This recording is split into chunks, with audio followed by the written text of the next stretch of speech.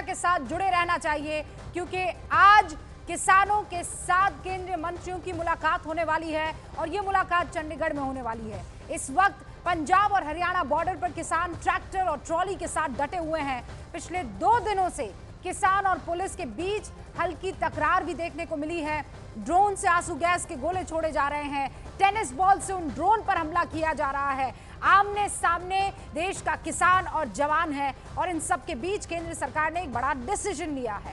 फैसला क्या है कि सरकार किसानों को बातचीत के लिए आमंत्रित कर चुकी है और अच्छी बात यह है कि किसान नेताओं ने सरकार के इस निमंत्रण को स्वीकार कर लिया है। इस मीटिंग में केंद्र सरकार के टॉप 3 मंत्री शामिल रहेंगे। कौन है? खुद कृषि मंत्री अर्जुन मुंडा रहेंगे, केंद्रीय वाणिज्य मंत्री उद्योग मंत्री पीयूष गोयल रहेंगे और गृह राज्य मंत्री नित्यानंद राय भी इस बैठक में शामिल होने वाले हैं और किसानों से मेज पर बातचीत होगी। और अगर आज की बातचीत सही रही तो किसान अपने घर वापस लौट जाएंगे। आज हम ये समझने की कोशिश भी करेंगे कि आखिर सरकार और किसानों के बीच बातचीत की वो कौन सी मांग है जिस पर पेच फंसा हुआ है, और अगर वो पेच फंसा हुआ है तो वो क्यों नहीं अब तक सुलझाया गया है। क्यों केंद्र सरकार एमएसपी पर किसानों की मांग को पूरी तरह से नहीं मान रही है और क्यों नहीं माननी चाहिए। ये वो तमाम बातें हैं जिन पर आज बकायदा सारे जो हमारे साथ विशेषज्ञ हैं उनकी टीम रहने वाली है। हमारे साथ वो तमाम किसान नेता हैं जो हिस्सा भी ले रहे हैं और जो इससे इस पूरे के पूरे आंदोलन से दूरी भी बनाए हुए हैं। प्रदर्शनकारी उन तमाम चेहरों को भी आज पहचानने की जरूरत है जो इस प्रदर्शन लोकतांत्रिक तरीके को कहीं ना कहीं चोट पहुंचाने की कोशिश कर रहे हैं। लेकिन पहले आप कृषि मंत्री अर्जुन मुंडा के इस बयान को सुनिए, क्योंकि जैसा मैंने कहा आज महत्वपूर्ण दिन है। मैं निवेदन करूंगा सारे किसान संगठनों से जो भी इस समय इस तरह की बातों को लेकर जिससे कि समस्या का समाधान के रास्ते मजबूत हो सकता है, उसके अनुसार पहल करें, बातचीत के माध्यम से समाधान ढूंढें। जो कानून बनाने की बात होगी उसमें सभी ऐसे विषयों पर ध्यान रखना जरूरी होता है जिससे कि कठिनाई ना हो और जो भी कुछ हम करना चाहते हैं वो अच्छे ढंग से हो, अच्छे के लिए हो। तो इस बात पर हमें और चर्चा इसलिए करने की आवश्यकता ज़रूरी है क्योंकि इसके पहले भी इस तरह की जब बातें आई तो उसमें किसान संगठनों के प्रतिनिधि के माध्यम से चर्चा करने की बात की गई, लेकिन उसमें किसान संगठनों के प्रतिनिधियों ने योगदान नहीं किया। और जैसा हमने कहा था कि आपको आज न्यूज़ 18 इंडिया पर वो सारे चेहरे देखने को मिलेंगे जो न्यूज़ मेकर हैं, वो चेहरे भी जो इस आंदोलन से खुद को दूर रखे हुए हैं, वो चेहरे भी जो इस आंदोलन का सबसे मुख्य चेहरा है, वो चेहरे भी जो हल खोज लेकर आए हैं और वो चेहरे भी जो इस वक्त उस प्रक्रिया में है कि हल निकाला जाए तो कैसे निकाला जाए। सबसे पहले भानु प्रताप सिंह साहब हमारे साथ जुड़ चुके हैं, राष्ट्रीय अध्यक्ष है भारतीय किसान यूनियन के। भानु जी बहुत बहुत स्वागत है न्यूज़ 18 इंडिया पर आपका। मैं स्टूडियो से रूबिका आपके सामने। जय हो। मैं कुछ कहना चाहता हूँ रूबिका जी। जी जी जी। अर्जुन मुंडा जी को मैं बताना चाहता हूँ कि मैं भानु प्रताप सिंह लगभग 40 साल से किसानों की लड़ाई लड़ रहा हूँ और तो और जब मैं 1985 में भारत के प्रधानमंत्री राजीव गांधी से मिला था तब हमारे गुरु और हमारे नेता चौधरी महंत सिंह टिकैत भी नेता नहीं थे, वो मुझसे बुजुर्ग थे, लेकिन 87-88 में नेता बने। फिर मेरे घर आए तो मैं उनके साथ रहा था। मैं इन प्रधानमंत्री जी से, कृषि मंत्री जी से जो नरेंद्र तोमर थे और गृह मंत्री जी से कई बार कह चुका हूं कि किसान आयोग का गठन कर दो। चिल्ला बॉर्डर पर भी आप देखती थी यही मांग थी कि किसान आयोग का गठन कर दो और किसान आयोग की सहमति से इन किसानों की फसलों के दाम तय करना घोषित कर दो। दूसरा, किसान आयोग का अध्यक्ष एक किसान बनाओ। किसान आयोग के सदस्य गन्ना किसान, गेहूं किसान, सरसों किसान, धान किसान वो बनाओ। और आपकी सरकार को हम बनाते हैं, हम न हो, मतदाता न हो, तो क्या आपकी सरकार अपने आप बन गई है? हमने सरकार बनाई है तो किसानों को इतना अधिकार दे दो। लेकिन और हमने मांग की है, हमसे बात करो। लेकिन आज तक भारत में प्रधानमंत्री राजीव गांधी से लेकर नरसिम्हा राव और भी प्रधानमंत्री अटल बिहारी सबने बात करी। इन प्रधानमंत्री ने समय ने दिया। मैं तो अर्जुन मुंडा से भी कहता हूँ कि वो हमें बुलाने और हमें लेकिन अब सवाल ये, जब आप क्यों चाहते हो किसान भानु जी सुनिए ना, मैं तो आपकी मैं बहुत सम्मान करती हूँ आपका, आप बहुत बुजुर्ग हैं। आप ये कह रहे हैं 40 साल से आप जो है किसानों की आवाज बुलंद कर रहे हैं। अब आप कह रहे हैं कि हमें बुलाएं, फिर वो दूसरे वाले भारतीय किसान यूनियन के अध्यक्ष आ जाते हैं, वो कहते हैं हमको बुलाएं। फिर तीसरे भारतीय किसान यूनियन के अध्यक्ष आ जाते हैं, वो हमको बुलाएं। एक लिस्ट लेकर बैठी हूं मैं।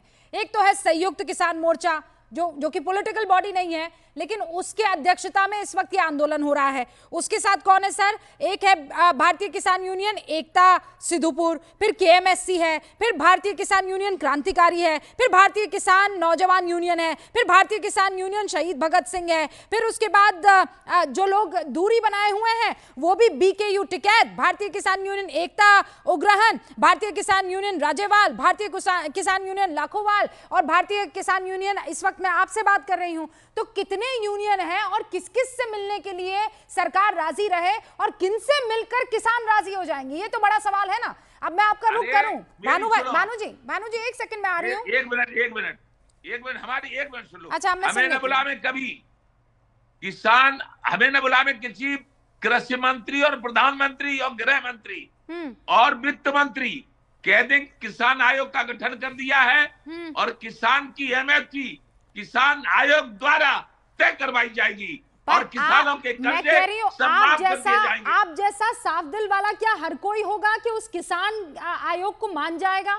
भानु जी, आप तो बड़ा दिल रखने वाले हैं, आप तो कह रहे हैं कि हाँ मैं मान जाऊंगा, मुझे मत बुलाओ, किसी और को बिठा दो, किसी और से अध्यक्षता करवा देना, कोई किसान नेता होना चाहिए। लेकिन जैसा आप मान रहे हैं वो बाकी जो लिस्ट मैंने आपको पढ़कर सुनाई है वो मान लेंगे? बड़ा सवाल तो ये भी है ना। सब मान लेंगे।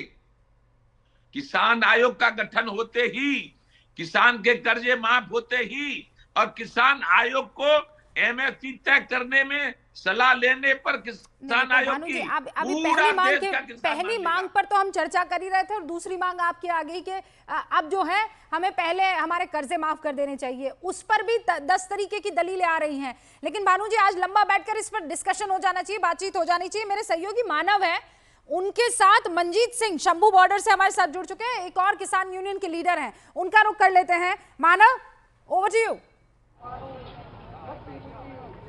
हाँ, देखिए रूपका, आपने बहुत अच्छे से बताया, तमाम संगठन है, फेरस बहुत लंबी है, लेकिन जब भी किसानों की आवाज उठती है तो तमाम ऐसे लोग भी हैं जो इस माहौल को खराब करने की कोशिश करते हैं। मंजीत सिंह हमारे साथ हैं, भारतीय किसान मजदूर मोर्चा के राष्ट्रीय अध्यक्ष हैं। मंजीत जी, एक बार फिर से तीसरी बैठक आज हो रही है, 2 बैठकें पहले हो चुकी है, दोनों बैठकों में आप मौजूद रहे थे। कहां पर दिक्कत आ रही है? बात कहां नहीं बन रही है कि हम और आप इस सड़क पर खड़े होकर बातचीत कर रहे हैं, तमाम लोगों को भी दिक्कत हो रही है, किसानों को भी दिक्कत हो रही है, सरकार के मंत्री कह रहे हैं कि बातचीत करिए, दिक्कत कहां आ रही है? सबसे पहले तो जो ये दिक्कत की बात आप कर रहे हो, मैं उसका जवाब देता हूँ। ये सरकार की तरफ से दिक्कत है, बैरिकेड सरकार ने लगाए, हमने नहीं लगाए, क्योंकि किसान अमृतसर, अजनाला, उधर तरनतारन साइड से आए हैं, सारे पंजाब में हम बाय रोड हैं, किसी को कोई दिक्कत नहीं आई। अगर यहाँ हरियाणा की हद पर अगर दिक्कत आई है तो हरियाणा गवर्नमेंट की तरफ से और सेंट्रल सरकार की तरफ से है। नंबर 2, जो बातचीत की बात है, ये सिर्फ हमारे कृषि मंत्री जी हैं या माननीय प्रधानमंत्री जी हैं, जो हमारे 2020-21 में आंदोलन हुआ था, उस समय इन्होंने हमारी मांगे ये मानी थी भी हम एमएसपी गारंटी पे कानून बनाएंगे, किसान मजदूर को कर्जा मुक्त करेंगे, स्वामीनाथन रिपोर्ट लागू करेंगे, मगर अपने बातों से आप मुकर रहे हैं। ये इन्होंने कोई लागू नहीं किया। 2 साल हमने इंतजार किया, आंदोलन खत्म होए को 2 साल हो चुके, 2 साल से ज्यादा। लेकिन ये कहा जाता है कि अगर एमएसपी गारंटी कानून दे दिया जाए, देखिए पहले से ही 23 फसलें ऐसी हैं जिन पर सरकार हर 6 महीने में अपना उसकी मूल्य है वो तय करती है। गारंटी कानून दे दिया जाएगा तो लगता नहीं कि आपको जो सरकारी खजाना है उस पर बोझ पड़ेगा। ये कहा जा रहा है कि जीडीपी को बहुत नुकसान होगा, ऐसी बातें भी कही जा रही हैं। देखो, अगर देश की जीडीपी बढ़ेगी वो किसान से ही बढ़ेगी, क्योंकि जिस टाइम कोरोना काल आया था उस समय सब कुछ कारोबार ठप हो गया, सिर्फ खेती थी जो सही चली है, जिसके कारण मैं आपके जरिए बताना चाहूंगा, जो सरकार 5 साल में कारपोरेट परिवारों का 10,60,000 करोड़ रुपया कर्जा माफ कर सकती है, किसान के अगर सारी फसलों पे एमएसपी देते हैं तो 2-2.25 लाख करोड़ रुपए का फर्क पड़ेगा, करोड़ रुपए का। इसमें 10,60,000 करोड़ लाओ और 2 लाख, कितना अंतर है, जिसमें जीडीपी बढ़ेगी। आज बैठक में क्या उम्मीद लेके आप जाएंगे? लगता है कि जो तकरार बनी हुई है वो खत्म हो जाएगी, आज गठबंधन टूट जाएगा? देखो, हम माननीय प्रधानमंत्री से चाहेंगे, क्योंकि जो ये तकरार चल रही है इसको वो रोकें, हमारी मांगे उनको पूरी करें। अगर मांगे पूरी कर लेंगे, सिर्फ लागू करनी है, मांगे उन्होंने मानी हुई है, उनको लागू कर दे, कानून बना दे, तो उसमें दिक्कत उन्हें क्या है? हमें यही समझ नहीं आ रही क्यों। रूबिका, अगर आपका कोई सवाल हो तो आप पूछ सकते हैं, क्योंकि ये वो नुमाइंदे हैं जो पिछली दोनों बैठकों में। हाँ, मनजिंदर पाजी से ये सवाल पूछिए कि ये सरकार तो अब कानून कैसे बना सकती है? अब तो देश चुनाव में जाएगा ना, तो इस वक्त आंदोलन करने का क्या फायदा है? अब तो नई सरकार आएगी चुन के, उसके बाद वो कानून बना सकती है, क्योंकि जितने कानून बनने थे वो तो बन के अब खत्म हो गए। अब तो संसद तो वापस शुरू नहीं होने वाली है, कैसे फिर ये सरकार काम करेगी? रूबिका, देखिए, बहुत टेक्निकल सवाल है। संसद का सत्र खत्म हो गया, जहां से कानून बनते हैं, तो अब वो नई सरकार आएगी, चुनाव के मूड में देश जाने वाला है, तो इस समय ये आंदोलन क्यों? क्या ये वजह है कि सरकार के खिलाफ आंदोलन खड़ा करना है, या क्योंकि गारंटी कानून की मांग आप बहुत पहले से कर रहे हैं, तो इस समय ये आंदोलन क्यों चल रहा है? ये हमारी कोई मनसा नहीं सरकार के विरुद्ध जाने की, हमारी मनसा जो इन्होंने मांगे मानी थी। इसीलिए आप जो कह रहे हो ना, अभी 2 महीने रह गए इलेक्शन के लिए, जब हमने देखा भी इन्होंने कानून की गारंटी नहीं बनाई, तब मजबूरन हमें कॉल देनी पड़ी है भी 13 को दिल्ली कुछ करेंगे। रही बात, अगर आप भी स्पेशल सेशन जब कोई और काम होता है उसके लिए बुलाया जा सकता है, सेशन बुलाकर लागू कर सकते हैं। जो नोटिफिकेशन जारी होगा उसे समय लगेगा, कोई बात नहीं, महीना 1.5 महीने में लागू हो जाएगा, क्योंकि पहले कुछ फसल पर एमएसपी है, सारी पर देने में कोई दिक्कत नहीं। ये एक स्टेट की बात नहीं, ऑल इंडिया की बात है। और दूसरी तरफ जो ये मोदी जी यहाँ फायरिंग करवा रहे हैं मिलिट्री से, हरियाणा पुलिस से, ये किन तरह का इंसाफ है? हम इस देश के वासी हैं, जब देश को जरूरत होती है अन्न भंडार की, खाली होता है तो किसान मजदूर अच्छे लगते हैं। जब देश को किसी किसान की मांग देनी पड़ती है, मजदूर की मांग पूरी करनी पड़ती है, तो हम बकवादी अतवादी बन जाते हैं। ये कारण क्या है? हम प्रधानमंत्री से पूछना चाहेंगे। मानव जी, मांग क्या है? कौन सी एक मुख्य? हाँ जी जी मानव, मंजीत पाजी को ये कहिए कि उनका पूरा सम्मान है। यहाँ न्यूज़ 18 इंडिया पर जो बातें वो कह रहे हैं कि आतंकवादी, इस देश का किसान आतंकवादी नहीं हो सकता है। इस देश का जवान और किसान ये हमेशा जयकारा भारतीयों के मुंह से सुनता रहेगा। और मंजीत पाजी को ये कहिए कि आप ही लोगों में से कई ऐसे प्रदर्शनकारी आए जो पत्रकारों को पीट रहे हैं, आप मानते हैं इस बात को कि नहीं मानते हैं? बिल्कुल रूबिका, ये सवाल मैं उनसे लूंगा, लेकिन एक जानकारी ये भी है कि जब मीडिया पर यह हमला हुआ तो उसके बाद किसान संगठनों ने यहाँ पर एक कमेटी बना दी है, और जितनी भी ओवी वैन यहाँ खड़ी हुई हैं, तो ये अभी हमको जानकारी यहाँ पर दी गई है। कुछ लोग यहाँ पर वॉलंटरी खड़े किए गए, लेकिन देखिए, जब किसान की बात आती है तो किसान और जवान ये वो लोग हैं जो देश के लिए हमेशा खड़े रहते हैं, ठीक है। लेकिन आप ही की भीड़ में से कुछ लोग ऐसे हैं जो जवानों के ऊपर पत्थर मार रहे हैं, ड्रोन्स के ऊपर पत्थर मार रहे हैं, मीडिया कर्मियों को पीट रहे हैं, तो ऐसे में आपको लगता नहीं कि आपका जो आंदोलन है वो भटक जाता है पूरी तरीके से? देखो, जो मीडिया कर्मियों पर हाथ उठाया किसी ने, वो उसकी हम गौर निंदा करते हैं, बिल्कुल गलत किया है। मगर इसमें हमें यह शक पड़ता है भी जो एजेंसियां हैं या सरकारी बंदे, उन्होंने जानबूझकर कुछ बंदों को अपना हेयर कर ये काम कर, क्योंकि जब दिल्ली आंदोलन चला वहां भी ये कुछ हुआ था, उनके लोगों ने, हमने वहां पकड़े भी हैं लोग, जो हमारी संगठन के लोग हैं, किसी भी जथेबंदी के, वो ऐसा काम नहीं कर सकता, क्योंकि उन्होंने पता आंदोलन में जो बात आप कह रहे हो भी रोड़े या पत्थर फेंके जा रहे हैं। हमारा 200 से ऊपर नौजवान बुजुर्ग यहाँ फट्टड़ हुए हैं, किसी की लात टूटी, किसी के बाएं। मेरे पास ये हमारा जिला प्रधान खड़ा है हमारी जथेबंदी का, पटियाला डिस्ट्रिक्ट का, इसके लत पे यहाँ फहरा कर लगा। देखो कितना माड़ा है। अदरवाइज उनका हम इधर से अटैक करते तो फौज का कोई जवान फट्टड़ होता, पुलिस का होता, अदरवाइज ऐसा कुछ नहीं। वो बदनाम करने के लिए सारा कुछ कर रहे हैं भी किसान आंदोलन फैल हो जाए। हमारी एक तो सच्ची बात यह है कि आप ये कह रहे हैं कि ऐसी तस्वीरें नहीं आई है, वो तस्वीरें हमारे पास भी आई हैं जहां पर आपके लोग जो प्रदर्शनकारी हैं वो भी हर्ट हुए हैं और पुलिस वाले भी हुए हैं। मानव, हम लगातार आपके साथ बातचीत करते रहेंगे, लेकिन एक बड़े नेता को न्यूज़ 18 इंडिया के थ्रू दर्शकों के सामने लाने के लिए बहुत बहुत शुक्रिया। और वो ये कह रहे हैं कि आज हम पॉजिटिवली इंतजार कर रहे हैं कि बातचीत से कुछ निकल सकेगा। मानव, लगातार आपका रुख करते रहेंगे। फिलहाल मनजीत सिंह का अच्छा 30 सेकेंड, हाँ 30 सेकेंड लीजिए मानव।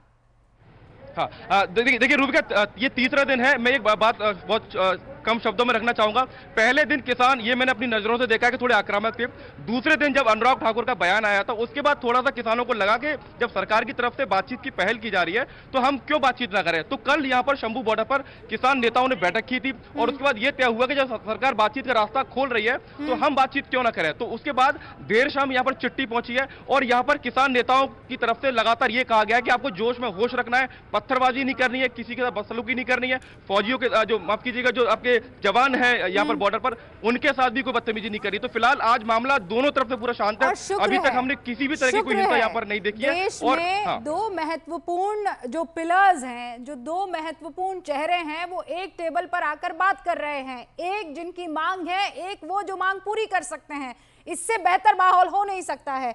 इसीलिए मानव, आप अच्छा हुआ कि ये 30 सेकंड आपने लिए और दर्शकों को ये बात बताई, क्योंकि आप तो ग्राउंड जीरो पर मौजूद हैं और आप वहां से सच्चाई कवर कर रहे हैं और रिपोर्ट करके हमको बता रहे हैं। लेकिन एमएसपी समेत कई मुद्दों को लेकर किसान नेता जगजीत सिंह भी कुछ कह रहे हैं। जगजीत सिंह डल्लेवाल, जिनके अध्यक्षता में, या ये कहिए कि जिनका जो खैमा है किसान मोर्चा वाला, वो नेतृत्व कर रहा है, किसान संगठन आंदोलन जो कर रहे हैं, ये वही जगजीत सिंह डल्लेवाला हैं।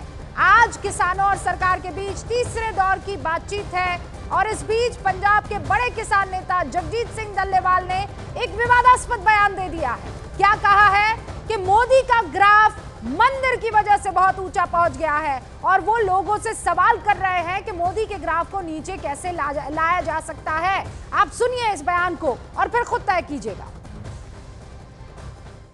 मोदी का ग्राफ बहुत मंदिर ਦੇ ਕਰਕੇ ਉੱਪਰ ਚੜ ਗਿਆ। ਉਹ ਨੁਕਸਾਨ ਉਹ ਇਹਦਾ ਗ੍ਰਾਫ ਡਾਊਨ ਕਿਵੇਂ ਆ ਸਕਦਾ ਹੈ।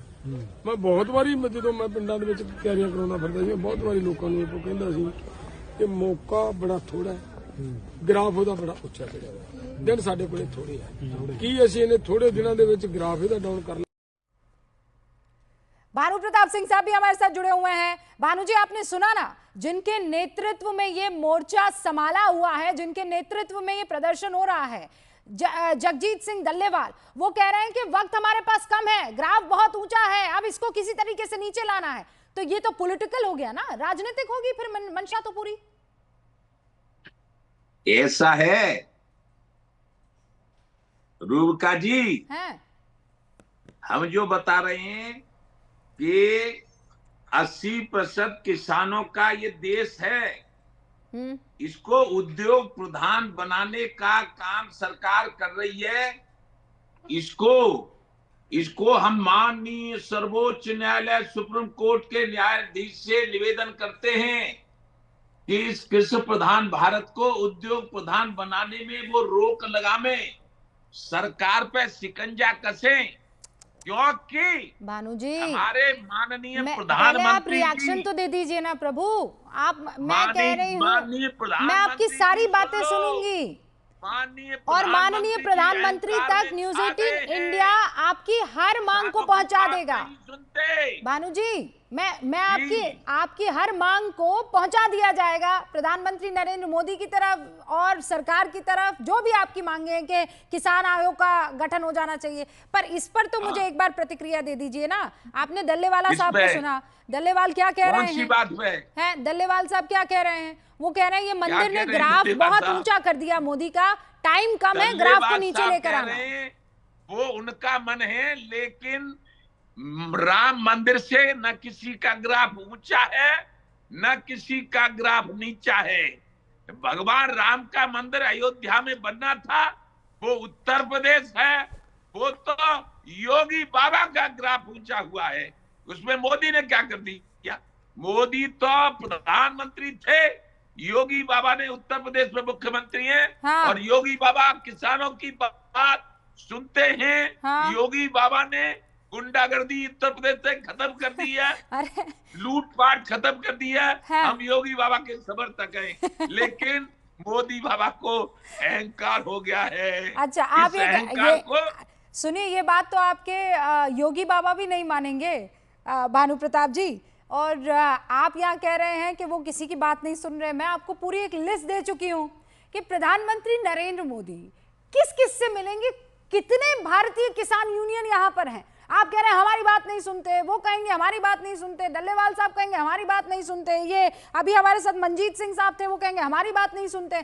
किन किन से आप लोग एक इकट्ठे हो जाइए और एक नेता कीजिए, चुनिए और कहिए कि जाइए इनसे बात कर लीजिए। अब आती हूँ, एक सेकंड भानु साहब आती हूँ। मेरे सहयोगी अमन भारद्वाज हमारे साथ खन्नौरी बॉर्डर से, पंजाब का ही एक बॉर्डर है, वहां से जुड़ चुके हैं, उनका रुख करते हैं। वहां किस तरीके के हालात है अमनदीप? देखिए रूबिका, आज भी कल की तरह हालात है और इंतजार इस बात का है कि क्या जो बैठक होगी शाम को उससे निष्कर्ष क्या निकलेगा, क्या किसान आगे बढ़ेंगे और या फिर आज की बैठक के बाद कोई हल निकल जाएगा। क्योंकि कल की तरह या परसों की तरह एक तो आज भी खिनौरी बॉर्डर, क्योंकि यहाँ से कुछ ही दूरी पर है, जिस रोड पर मैं हाईवे पर खड़ा हूँ, क्योंकि वहाँ पर इंटरनेट सेवा पंजाब में बंद कर दी गई है, तो इस वजह से वहाँ पर ना तो इंटरनेट चल रहा है और दूसरा एक क्लैश जरूर है किसानों का और जो पुलिस बल जो हरियाणा की ओर से लगाया गया है उसका और किसानों का एक हल्का फुल्का तनाव, वहां पर एक क्लैश आपस में है। पुलिस की ओर से आंसू गैस के गोले क्योंकि दागे जा रहे हैं भीड़ को रोकने के लिए कि किसान आगे ना बढ़े, तो उसकी जवाबी कार्रवाई भी किसानों की ओर से की गई है। लेकिन एक नया चीज, जो नई अपडेट आज के दिन किसानों ने जोड़ी है, क्योंकि ये 100 के करीब जत्थेबंदियां हैं जो हर दिन दो करके या तो बीच से अपना समर्थन हटाती हैं या ऐड ऑन होती हैं। तो आज जो जोगिंदर सिंह उग्राहा की सबसे बड़ी जत्थेबंदी किसानों की पंजाब में है, उन्होंने 12 से 4 बजे तक पूरे पंजाब की रेल रोकने का ऐलान किया है, जो अपने आप में बड़ी बात है। और दूसरा, जो पॉलिटिकल क्लास है, जो जिन्होंने चुनाव लड़ा और जत्थेबंदियां हैं, जिसमें बलवीर सिंह राजेवाल, हरमीत सिंह कादियां, जितनी ये जत्थेबंदियां जिनकी जलंधर में कल मीटिंग हुई, तो आज उनकी ओर से 11 बजे से 2 बजे तक पंजाब के सभी रोड जो टोल है, जो रोड पर हाईवेज पर जितने टोल हैं उनको बंद किया जाएगा। तो ये जो रेल रोकना और टोल बंद करना कहीं ना कहीं आम जो लोग हैं उनकी एक जो हलचल है, जो कनेक्टिविटी है, खास करके पंजाब में बाकी स्टेट्स के साथ, उसको प्रभावित करेगा रेल के जरिए और रोड के जरिए। और ये पिछले 2 दिनों से आज के लिए काफी अहम है कि अगर मीटिंग से कोई हल नहीं निकला तो दिल्ली जाना या बॉर्डर क्रॉस करना एक अपने आप में अलग चीज है। लेकिन जो पंजाब में ये स्थिति बन रही है कि इंटरनेट, चाहे वो अंबाला से लगते पटियाला बॉर्डर पर बंद किया गया इंटरनेट, या खनौरी बॉर्डर यहाँ पर संगरूर जिले में बंद किया गया पंजाब के लिए इंटरनेट, और टोल बंद करना, रेल बंद करना, तो ये कहीं ना कहीं किसानों की जो बढ़ती ये एक कह सकते हैं क्यूरियोसिटी है दिल्ली बढ़ने की या आंदोलन करने की, उसको और बढ़ावा दे रहा है। और जत्थेबंदियां, चाहे अभी तक इंटरनल क्लैश जत्थेबंदियों का है, चाहे वो पॉलिटिकल। आप ये कह रहे हैं कि आज जबकि सरकार से बातचीत होने वाली है, उसमें रेल और रोड दोनों को ब्लॉक करने के लिए आह्वान किया गया है ना?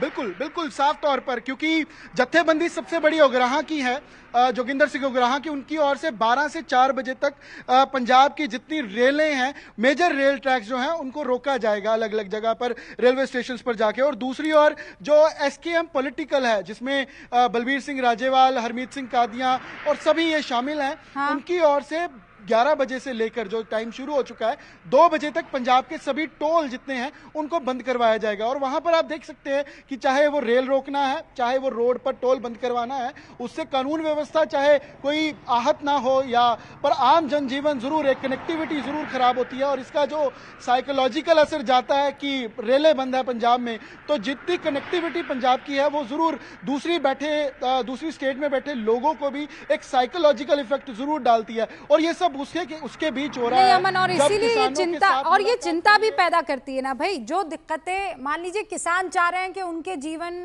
में सहूलत आए, परेशानी से भरा अगर उनका जीवन है वो बेहतर हो जाए, तो उनको दूसरी तरफ भी तो देखना होगा। कई ऐसे लोग होंगे जो इमरजेंसी में उन ट्रेनों का इस्तेमाल कर रहे होंगे, कई ऐसे लोग होंगे जो सड़क का इस्तेमाल उस वक्त खुदा न खास्ता हो सकता है, किसी की तबीयत ज़्यादा ख़राब हो जाए, किसी को अस्पताल पहुंचना होगा, किसी को अपने बच्चे को लेने जाना होगा, 10 तरीके के ज़िंदगी में काम होते हैं, वो पूरे करने होंगे। और ऐसे में अगर आप रोड ब्लॉक कर देंगे, आप रेलवे को रोक देंगे, ये लोकतांत्रिक तरीका नहीं हो सकता है और कोई भी इसका सपोर्ट नहीं कर सकता है। हमारे साथ इनफैक्ट मानव भी जुड़े हुए हैं जो कि शंभू बॉर्डर पर मौजूद है। मानव, आप बोल रहे हैं कि वहां पर माहौल बड़ा पॉजिटिव है। यहां आपने सुना, अमन बता रहे हैं कि जो जोगिंदर उग्राह है, जिनकी सबसे बड़ी जत्थेबंदी है, उन्होंने आह्वान कर दिया है कि ट्रेन को रोका जाएगा। दूसरी तरफ से रोड को ब्लॉक करने की भी बात आ रही है। तो और अभी आपके साथ जो मनजीत सिंह थे वो ये कह रहे थे नहीं, हमें माहौल पूरा का पूरा पॉजिटिव चाहिए। तो कैसे हो पाएगा? सब अपने अपने फैसले अलग तौर पे ले रहे हैं। रूबिका, देखिए, ये जब आंदोलन शुरू हुआ था तो इस बार संयुक्त किसान मोर्चा गैर राजनीतिक, आपको याद होगा जब पंजाब में चुनाव हो रहे थे तो राज्यपाल साहब हो गए, बाकी लोग हो गए, इन्होंने अलग से मोर्चा से हटकर चुनाव लड़े थे। और उसके बाद जब अभी आंदोलन एक बार फिर से शुरू हुआ है तो अब बैक साइड से उन लोग को सपोर्ट जरूर था, क्योंकि इन लोगों ने उनका सपोर्ट लेने से साफ मना कर दिया था। लेकिन अब ये गतिरोध जैसे जैसे बढ़ता जा रहा है तो जो राजनीतिक जो किसान संगठन के लोग थे वो अब वापसी इसमें करते हुए दिखाई दे रहे हैं। और इसका असर कहीं ना कहीं उन किसान नेताओं के ऊपर, उन संगठनों के ऊपर पड़ेगा जो यहाँ पर बैठे हुए हैं, जो ये कह रहे हैं कि हमको राजनीतिक नुमाइंदे यहाँ पर नहीं चाहिए, आप हमारे साथ खड़े हुए, आप खड़े रहिए, लेकिन क्योंकि इससे हमारा आंदोलन भटकता है। लेकिन जब इस तरीके से रेल रोकी जाएगी, सड़कें रोकी जाएगी, आप अंदाजा लगाइए, ये अमृतसर अंबाला हाईवे है, इस पर हजारों की तादाद में गाड़ियां लगातार दिन भर दौड़ती है, लेकिन पूरी तरीके से बंद है। किसानों से जब अब ये बात कहते हैं तो उनका ये कहना है कि सड़क हम नहीं रोक रहे, सड़क रोकने का काम पुलिस कर रही है। तो कहीं ना कहीं रास्ता जब जाम होता है तो उसका असर जनजीवन पर तो पड़ता है। लेकिन अब तमाम जो संगठन है, तमाम जो लंबी फेहरिस्त है संगठनों की, उनके नुमाइंदे करीब 15 से 20 नुमाइंदे हैं, वो आज चंडीगढ़ में शाम को 5 बजे बैठकर बातचीत करेंगे। तो हम और आप तो यही चाहेंगे कि कुछ हल निकले, जिसकी वजह से रेल मार्ग, आपका सड़क का मार्ग, आपके ये तमाम जो रास्ते हैं लोग ट्रेवल करते हैं, वो अफेक्ट ना हो। रूबिका, मानव, क्या हमको आप तस्वीरें दिखा सकते हैं? हम आपको फुल फ्रेम लेते हैं, पीछे क्या हो रहा है, किस तरीके से वहां पर प्रदर्शनकारी इकट्ठा हुए हैं, वो सारी तस्वीरें अगर हम देख पाए, न्यूज़ 18 इंडिया के दर्शक देख पाए। बिल्कुल, देखिए युगल आपको तस्वीरें दिखाएंगे। युगल, जरा ऊपर से टॉप एंगल लेके दिखाइएगा किस तरीके से यहाँ पर जो तादाद है वो पहले दिन के मुकाबले आज तीसरा दिन है तो काफी ज्यादा बढ़ चुकी है। और जिधर आप तस्वीर देख रहे हैं ये वो हिस्सा है जहाँ पर एक घग्गर नदी बहती है, नदी के उस पार हरियाणा है और नदी के इस पार हम पंजाब में खड़े हुए हैं। और यहाँ से आप तकरीबन 500 मीटर की दूरी पर वहां पर रैपिड एक्शन फोर्स और हरियाणा पुलिस के जवान दिन रात बैठे हुए हैं एक ही पोजीशन में, उनकी शिफ्ट चेंज होती है तो हटते हैं। और इस तरीके से यहाँ पर करीब 4 से 5 किलोमीटर लंबा ये ट्रैक्टर ट्रॉलियों का काफिला है जो पंजाब के हिस्से में, हरियाणा वाले हिस्से में करीब 8 जिलों में जो इंटरनेट सेवाएं हैं वो 15 तारीख तक के लिए बंद कर दी गई हैं, लेकिन पंजाब में इंटरनेट सेवाएं अभी चालू है। तो पंजाब सरकार की तरफ से भी संयुक्त किसान मोर्चा, गैर राजनीतिक और आपका किसान मजदूर मंच, ये दो संगठन इसको अभी पूरे आंदोलन की अगुवाई कर रहे हैं, इनको समर्थन पंजाब सरकार की तरफ से मिला हुआ है। तो पंजाब सरकार की तरफ से यहाँ पर कुछ एम्बुलेंस भी लगाई गई है कि जिन जो घायल हैं उनको यहाँ से ले जा सके। नहीं, लेकिन शंभू बॉर्डर और किन्नौरी बॉर्डर, यहाँ दोनों तरफ हमें अलग अलग तस्वीरें मानव देखने को मिल रही है। मानव हमें तस्वीरें बता रहे हैं कि वहां पर पुख्ता इंतजाम किए गए हैं, लोग शाम 5 बजे का इंतजार कर रहे हैं जब सरकार और प्रदर्शनकारियों या ये किसान नेताओं के बीच में बातचीत होने वाली है। दूसरी तरफ हमें अमन बता रहे हैं कि कैसे वहां पे, ये तस्वीर भी मैं दिखा रही हूं आपको, कैसे वहां पर आप देखिए ये तमाम किसान जो हैं अपने यूनियन का झंडा लेकर बैठ गए हैं कहां पर, रेलवे ट्रैक पर। यानी कोई भी गाड़ी, कोई भी ट्रेन यहां पर आवाजाही नहीं कर सकती है। वो तमाम यात्री जो आज कहीं सफर कर रहे थे, कहीं से कहीं जाने का उनका मकसद था, उस पर आप देखिए पलीता कैसे लगा रहे हैं ये तमाम जो प्रदर्शनकारी इस वक्त बैठे हुए हैं। मैं क्यों ये कह रही हूं, इसलिए क्योंकि आज जब शाम को 5 बजे आपकी बातचीत होनी है तो फिर पॉजिटिव और रचनात्मक माहौल क्यों नहीं हो सकता है? क्यों फिर ट्रेनों को रोकना और क्यों फिर सड़कों को ब्लॉक करना? यह बड़ा सवाल है, क्योंकि जितना आप देश के सिटीजन हैं उतना उन ट्रेनों को इस्तेमाल करने वाले भी नागरिक हैं और वो भी अपने हक और हुकूक की आवाज फिर बुलंद करने की सोच सकते हैं। एक अंतराल के लिए हम रुक रहे हैं, कुछ देर के लिए रुक रहे हैं, लेकिन ये बड़ी खबर है, लगातार इस पर हम हर अपडेट, चर्चा का हर चेहरा आपके सामने पहुंचाएंगे। देखते रहिए न्यूज़ 18 इंडिया।